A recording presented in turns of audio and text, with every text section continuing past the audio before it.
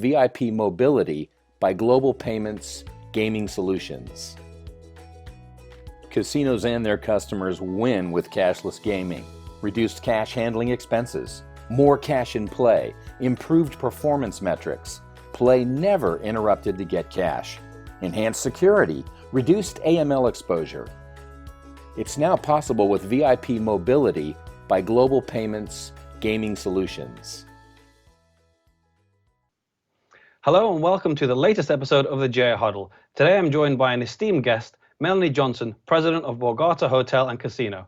This episode is sponsored by Global Payments, the industry leader in cashless, contactless, and touchless gaming. So Melonie, hi and thanks for joining us. Thank you for having me. That's no problem at all. We're honored you can come on the COO Huddle. My opening question is, how do you reflect on your first few months as a Borgata president? That's a great question.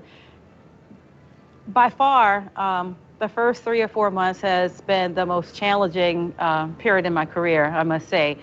And it's not necessarily because of the technical aspect of the work or transitioning from one property to another, because that's been part of my career. I've worked in multiple gaming jurisdictions, and moving is just part of my natural journey.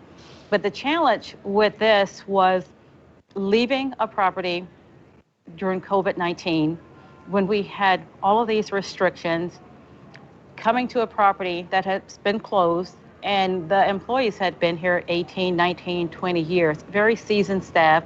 The property's closed, very limited individuals working here, and then moving into a role where other senior leaders were no longer here. I'm unknown to the staff. The staff is unknown to me. We're worried about health. We're worried about safety. We're trying to figure out how we will reopen this property, and then trying to formulate a relationship where I earn respect. I'm an unknown.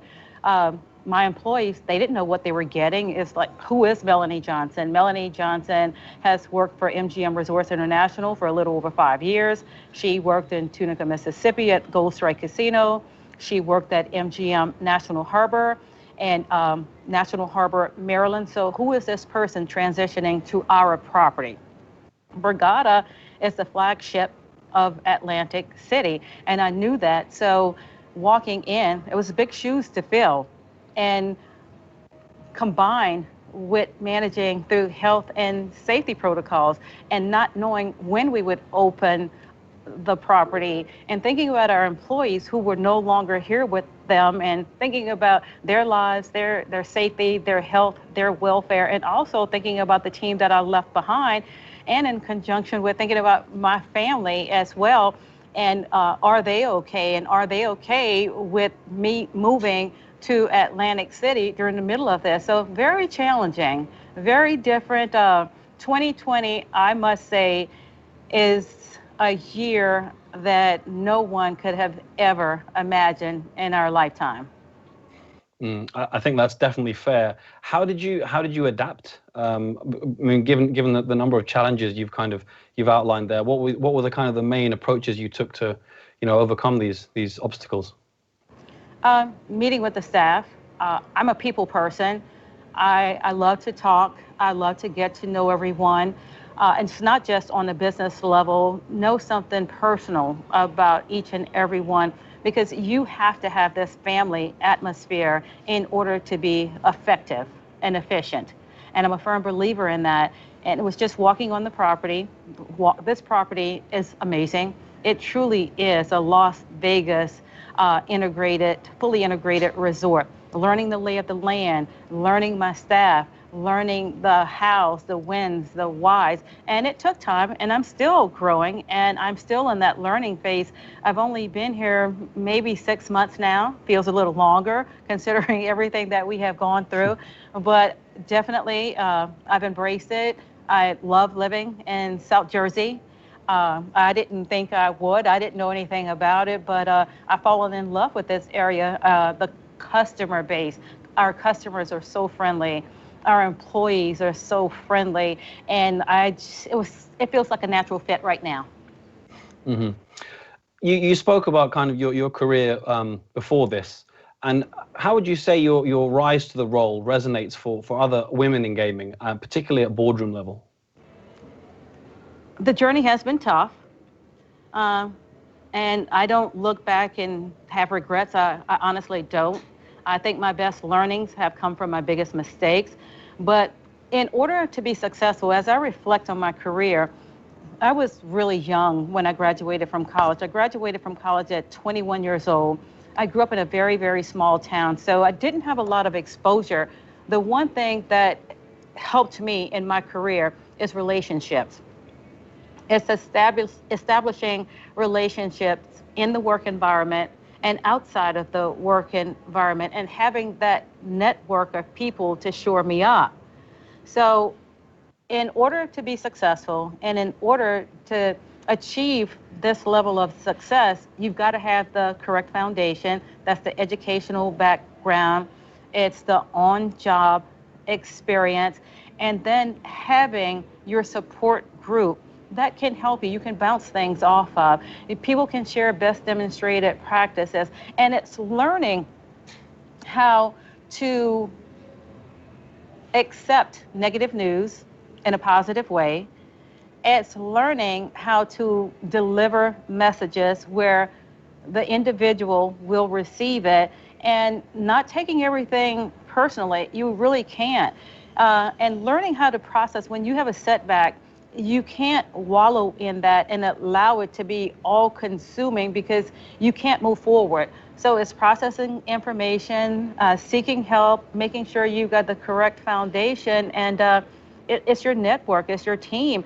And remember the way you deliver your messages because everyone's perception is their reality. So that was my recipe.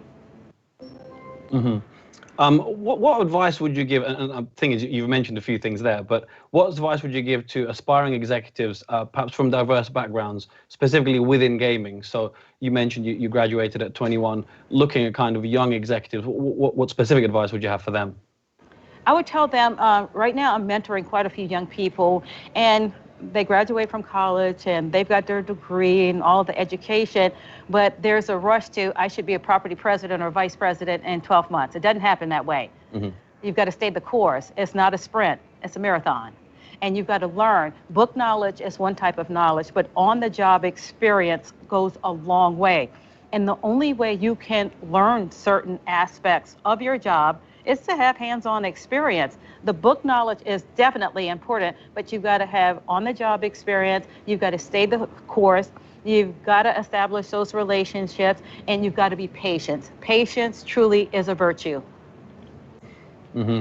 And I think that certainly makes sense in terms of an advice point of view, but when you say patience is a virtue, I think in 2020 that definitely applies, and especially for casinos in Atlantic City. And looking specifically at Borgata and other Atlantic City casinos, how would you assess the situation today after some encouraging recent results, but obviously such a tumultuous year with the pandemic? It's been a very tough year for us, considering all the restrictions that have been placed on casino operations. With the 25% occupancy, the 6 feet of social distancing. Right now, we've got an executive order where we're not allowed to have any indoor dining or beverage options between the hours of 10 p.m. and 5 a.m. on a daily basis. So that is very challenging in itself. So what do we do to try to keep customers on property during those hours? And it's programming, it's promotions, it's making sure that we've got the correct health and safety protocol, having options where customers, if they'd like an alcoholic beverage, we've got to-go options, extending the hours of in-room dining. For customers who are in our hotel, they have the option of ordering and eating in their room, or having venues open for takeout only as well. So during this pandemic, what has this done to our operations?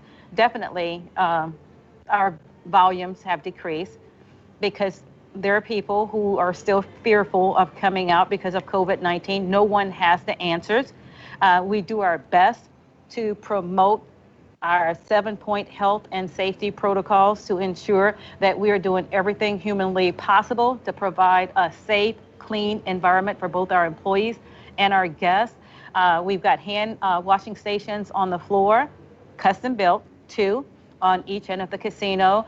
We've got a Borgata Be Clean team, and that's our environmental services group going around constantly sanitizing high-touch areas throughout the day.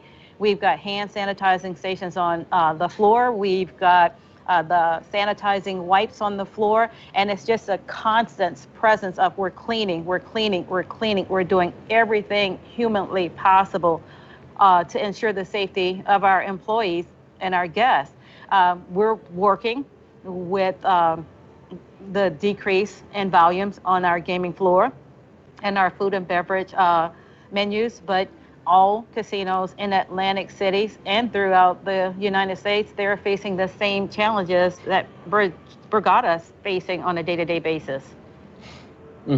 It's definitely important to mention those challenges, and while it's great to hear kind of the proactive approach Borgata is taking, how important, in your opinion, is kind of online gaming for New Jersey and Atlantic City, especially given this year the decrease in volumes you've mentioned?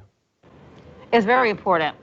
And I'm really excited about online gaming because it gives customers another avenue to have an entertainment experience without having to leave the comfort of their homes. So it's very critical for us. Year over year, Borgata has done extremely well on that side of the business, and we're very happy to say that we have it. For sure.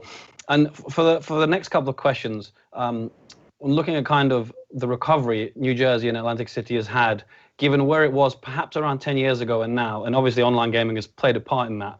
But in terms of kind of, there's a couple of phrases I'd like to throw at you, and let me know if you agree or disagree, linking them to kind of Atlantic City. Is rags to riches a fair phrase to look at the recovery it's made? I wouldn't say rags to riches, and I'm going to tell you why I wouldn't say this. I've not been in Atlantic City long enough to make that kind of assessment at this point. I think it's stay the course, and then it goes back to riches versus rags to riches. Atlantic City, in its heyday, I know before Pennsylvania and other states approved legalized casino gaming, was the #2 gaming destinations in the United States of America. And then with Borgata, we've got some tricks up our sleeves for 2021, which I don't care to share right now, so we can grow the Atlantic City gaming market. So I'm very happy about that, and more to come.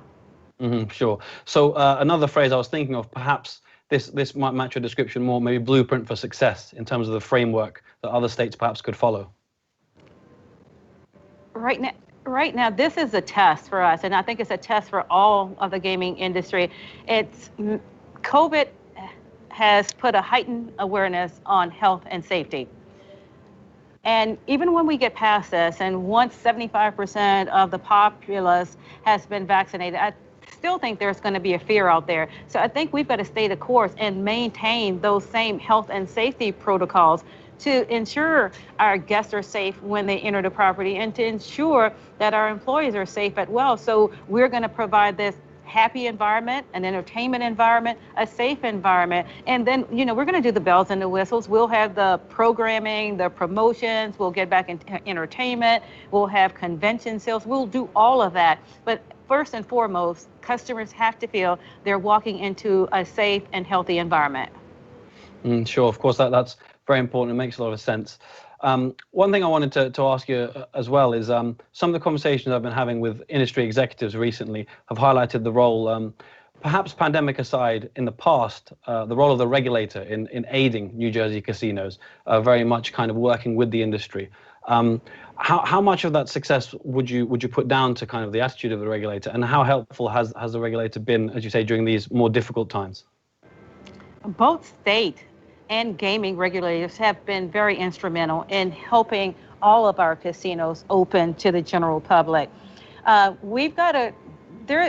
There's someone who has to set the precedence and understand that we all are following the same rules, whether it's the governor's office executing on his executive orders. We wholeheartedly support those executive orders, because if safety and health is first and foremost, we're going to adhere to those things. And then having the Department of Health come in and inspect, that's important. Having our gaming regulators come in and support. The last thing we would want to do is have an unsafe environment for anyone. So it's a definite must, great partnership, and we truly support all the endeavors.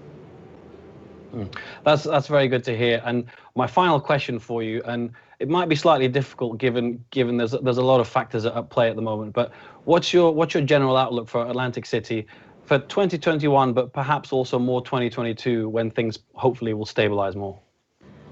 2022, I see as a year of celebration. I see that we're going to be back in business. We're going to be past COVID-19. Hopefully, I've got my fingers crossed and my toes crossed, to be quite honest with you. But I look at it as the year of the rebirth, the year of us spreading our wings and flying and then getting our business back and just having fun and having everyone come back to their happy place, which is Borgata. Well, Melonie, thank you very much for your time and your answers. And we wish you the best of luck at Borgata and the rest of Atlantic City. Thank you so much. Have a great day. You can read more of Melonie's thoughts in the January-February edition of Gaming America, where we'll focus specifically on New Jersey and Atlantic City. Until next time, goodbye. VIP Mobility by Global Payments Gaming Solutions. Casinos and their customers win with cashless gaming.